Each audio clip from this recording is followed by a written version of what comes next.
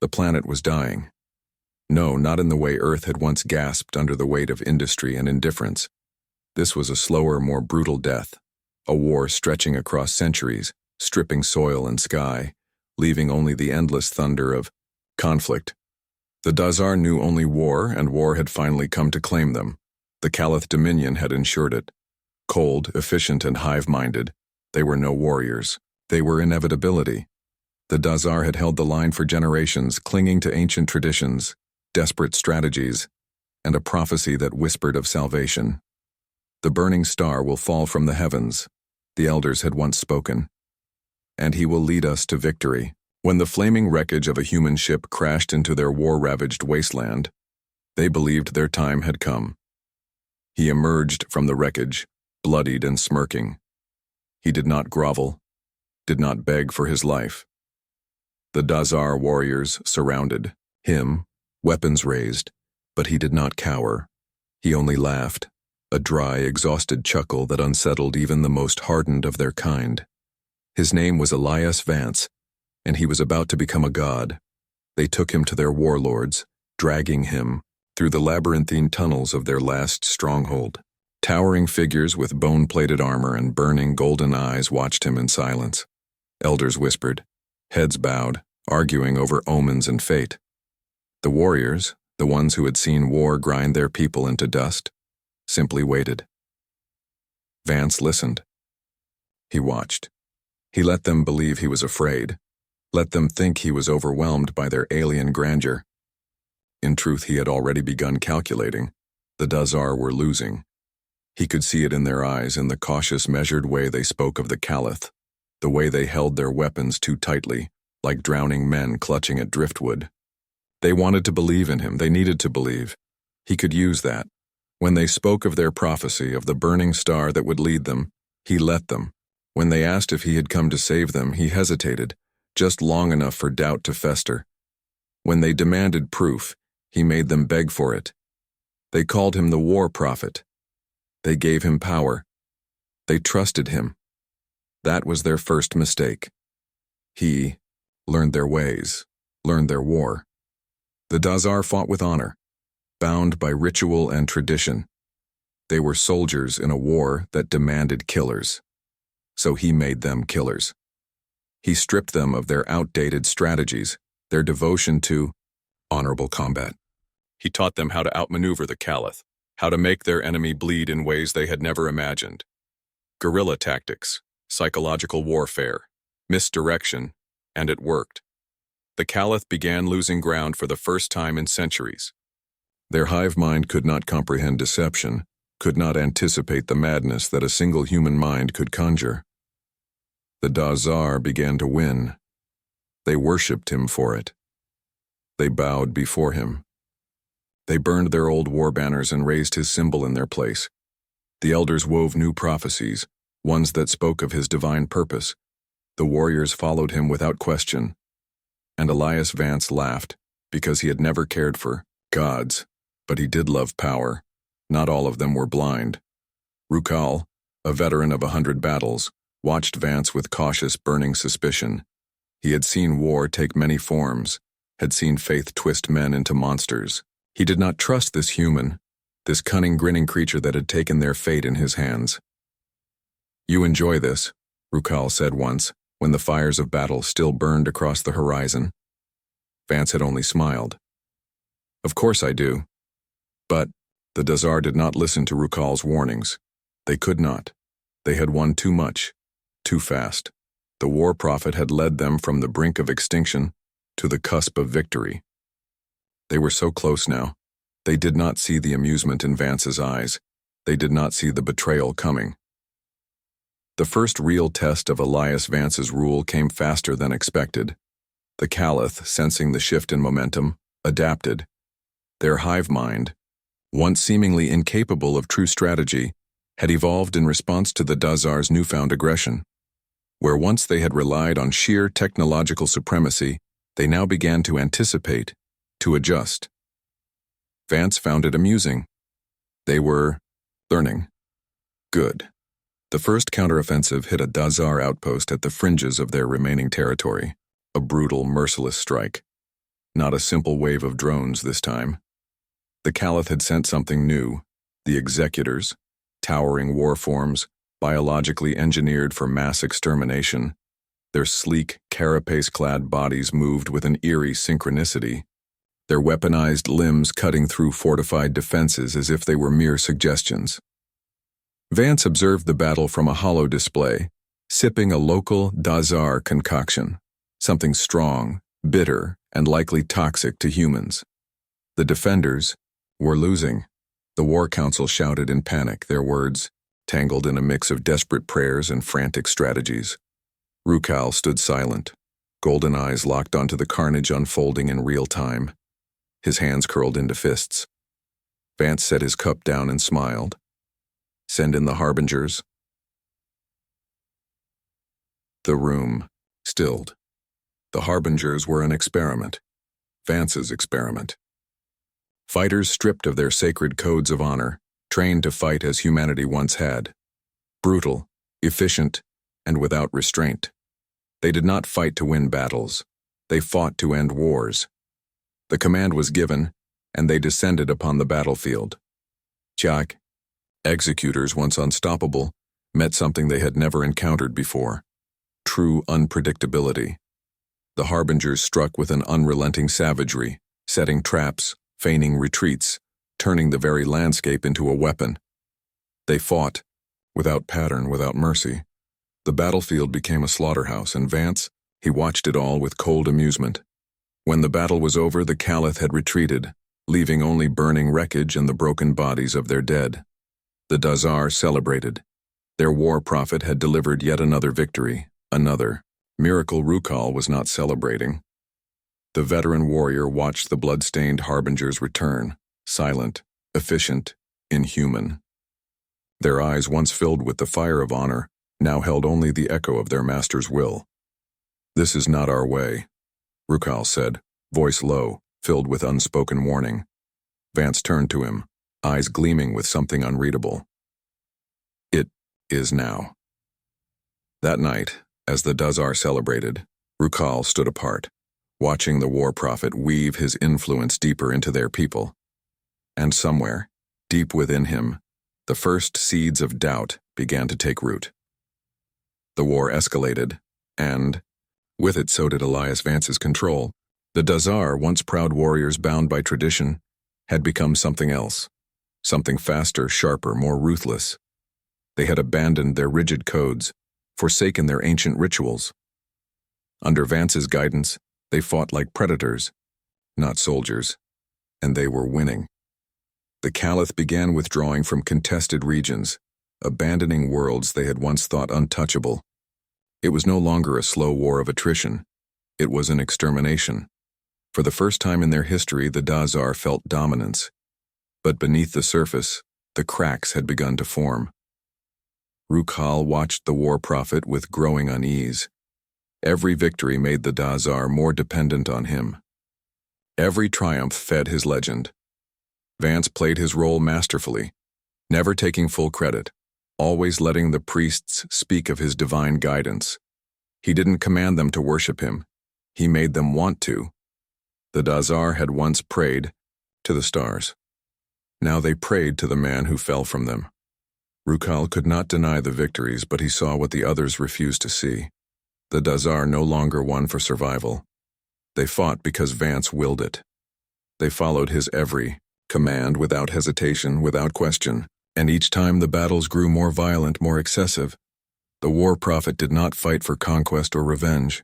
He fought because it entertained him, and still, the Dazar cheered. He has given us victory. He has fulfilled the prophecy. The Caliph shall burn and we shall rise.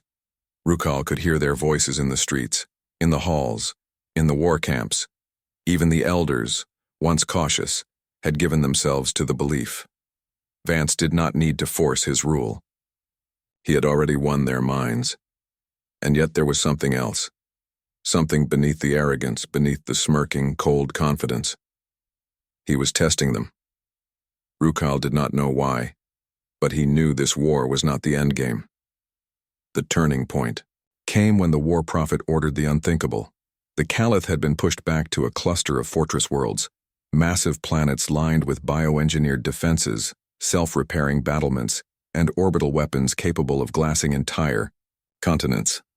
The Dazar warlords argued for a cautious approach. These were strongholds that had never fallen, even in the earliest days of the war. The losses would be catastrophic. Vance laughed. "You're thinking like warriors," he said, pacing before the council. "That's why you've been losing. For centuries.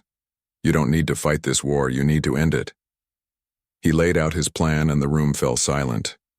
Total planetary annihilation. Not an invasion. Not a siege. A complete erasure. The Dazar had the means. Experimental. Weapons.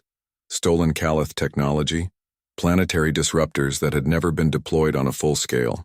Until now. It was a plan born from cold logic. No war could be fought if there was no enemy left to fight. The Caliph hive mind operated as one. If their primary nodes were destroyed, their entire species could collapse. Some of the warlords hesitated. The Dazar were warriors, not butchers. Even at their worst, they had never sought genocide.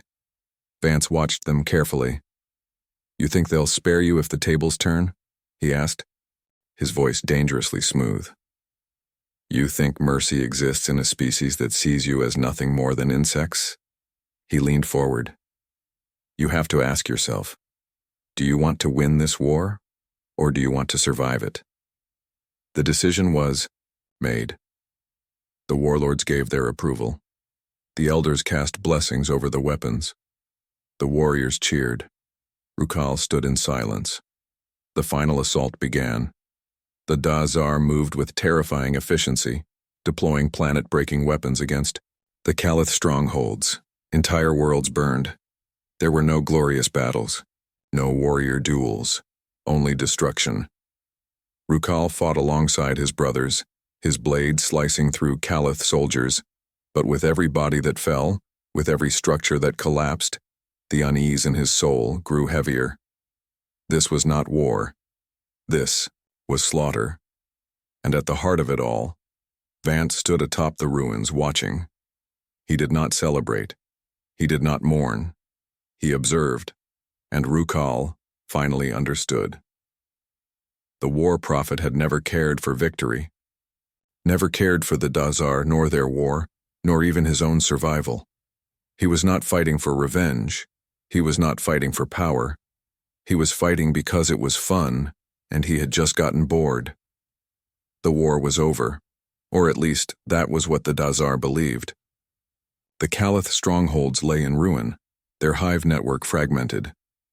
Worlds that had once pulsed with the cold mechanical efficiency of their dominion were now nothing more than charred husks, drifting in the silence of space. The Dazar had never known such power, such complete devastating triumph. And yet, their war prophet stood at the peak of their empire, watching them with amusement. Rukal had spent the past months waiting, listening, searching for the crack in the illusion. And then, the betrayal came. It started with a message, whispered through intercepted transmissions barely detectable. A signal sent out from the heart of the Dazar command. It was subtle, deliberate, designed to seem like the dying echoes of the Caliph hive, but Rukal knew better. He had spent years in war. He knew the scent of treachery, and he knew who had sent it. Vance. At first, Rukal could not comprehend the depth of it. The war prophet had no reason to betray them. He was their leader, their savior. Without him, they would have been annihilated. And yet that was exactly why he had to betray them. Vance did not crave victory. He craved chaos. He had given the Dazar everything: power, conquest, a future beyond their ancestors' dreams. And now he wanted to see how easily it could be taken away. The first Caliph counterattack came not as a desperate act of survival, but as a calculated response. Their hive mind had restructured, adapted. The species had not collapsed as Vance had predicted. They had evolved. Their fractured remnants had reassembled in secret, merging their broken network into something new. Vance had known this. He had been waiting for it. And he had helped them. Rukal confronted him in the great war chambers, the council still blind in their victory, still praying to a man who had already sold them out. "You sent them a signal," Rukal said. Voice, like distant thunder. Vance did not deny it. He only smiled. The others looked between them, confused, uncertain. "Why?" Rukal demanded. "You led us to victory. What reason do you have to undo it?" Vance leaned back, arms crossed, as if he had been waiting for someone to finally ask the right question. "Because you were getting boring," he said simply. "And I wanted to see what would happen." For a moment there was only silence. Then the War Council erupted, shouting, snarling, weapons drawn. But Vance did not flinch, did not move, because the betrayal was already complete. Even as they stood there, even as they raged, the Caliph were already inside their defenses. The Dazar's own battle plans had been transmitted to the enemy. Their war fleet positions, their supply chains, their newly conquered systems, all laid bare. Vance had given the Caliph everything they needed to strike back, and strike back they did. The first explosions rattled the stronghold, the sound of orbital bombardments shaking the ground beneath them. The alarms wailed, voices shouting through comm channels. The Caliph were not attacking from the outside. They were already inside. Vance had led the Dazar into their own trap. Rukal did not wait. He lunged. He had always suspected, always, known that this human was more than what he claimed to be. But never had he imagined this. Their blades met. Rukal's raw fury against Vance's effortless precision. "You betrayed us." Rukal snarled, his strikes relentless. Vance dodged, deflected, always one step ahead. "I was never with you to begin with." The room trembled as another blast tore through the outer walls, the sounds of battle echoing beyond the chambers. Dazar warriors, the very ones who had once worshipped their war prophet, were dying by the thousands, and Vance was laughing. "You wanted a god," he said between dodges, "but gods don't lead. They watch." He spun, blade slicing across Rukal's side fast enough to wound but not kill, because this was not a fight. This was a performance, a final act in his masterpiece of destruction. And Rukal finally understood. This had been his plan from the very beginning, the war, the victories, the power. It had all been a game he had already won. The Dazar stronghold fell in a single night. The once mighty warriors, conquerors of the Caliph, were reduced to nothing. The Caliph did not kill them all. No, that was not what Vance wanted. They left survivors, just enough to remember, just enough to rebuild, just enough for the game to start again. And as the smoke rose from the ruins of their civilization, Elias Vance vanished, not captured, not executed, simply gone. Because there was always another war to start, another empire to break. And somewhere, far beyond the ruins of the Dazar, he was already planning the next one. The aftermath was not a battlefield. It was a graveyard. The Dazar had ruled for mere moments, a fleeting empire built on the ashes of their enemies, only to be reduced to those very ashes themselves. Their war machines lay silent. Their warriors, those who survived, stumbled through the wreckage in disbelief. They had been victorious, hadn't they? The Caliph did not wipe them out. No, they had done something far worse. They had left them broken. They had taken their war, their purpose, their God, and left them with nothing. And at the center of it all, the name of Elias Vance hung in the air like a ghost. The war prophet, the betrayer, the burning star who had fallen from the heavens, only to set their world aflame. The Dazar survivors did not know where he had gone, but Rukal did. The fire still burned when Rukal rose from the ruins, battered, scarred, but alive. He had lost everything, his people, his brothers, his war, and yet he was not dead. Vance had seen to that, because death would have been too simple. Rukal was not the only one left. Some Dazar still lived, scattered remnants of what had once been an unstoppable force. Some clung to their shattered faith, whispering that their war prophet would return. Rukal knew better. Vance was never a god. He was something far worse. But that did not mean their story was over. Rukal gathered those who would listen, those who still had fire in their hearts. They were no longer an army, no longer warriors of an empire, but they were survivors, and survivors had nothing left to lose. Somewhere, beyond the dying embers of the war, in the dark reaches of the void, Elias Vance sat in the captain's seat of a stolen ship watching the stars. He had played his part perfectly. Another war sparked, another empire shattered, another species left questioning the very foundation of its existence. It was all so predictable. That was the problem with wars. They always ended the same way. He needed something new, something unexpected. And as he looked through intercepted transmissions, scanning the conflicts rising across the galaxy, a new game began to take shape. Something in the depths of space. A war that had not yet begun. A war that no one could see coming. He smiled and set course for his next masterpiece. The Dazar would never be the same. Their cities lay in ruin, their warriors scattered across the stars, their faith shattered beyond repair. The once proud people who had followed the war prophet into battle now spoke his name with hatred, reverence, or fear. But they did speak it, because some still believed. Some whispered that Elias Vance would return, that his betrayal had been a test, a lesson meant to forge them into something greater. They clung to the prophecy, rewriting it, twisting it to fit their desperation. Others, like Rukal, knew the truth. Vance had not been a messiah. He had not been a savior. He had been a force of destruction wearing the skin of a god, and he was still out there. In the void between stars, aboard a stolen ship, Vance watched as another conflict began to take shape. The Caliph were expanding, once more, pushing into territories that had long been dormant. A new war was forming, the pieces shifting into place. The galaxy was filled with such stories, empires rising and falling, civilizations clawing for dominance. But this time, something was different. Vance had spent years playing with war, manipulating it, shaping it, and now, someone else was playing back. A transmission, encrypted beyond the limits of even his skills, flashed across his screen. A single message, simple and direct. We see you.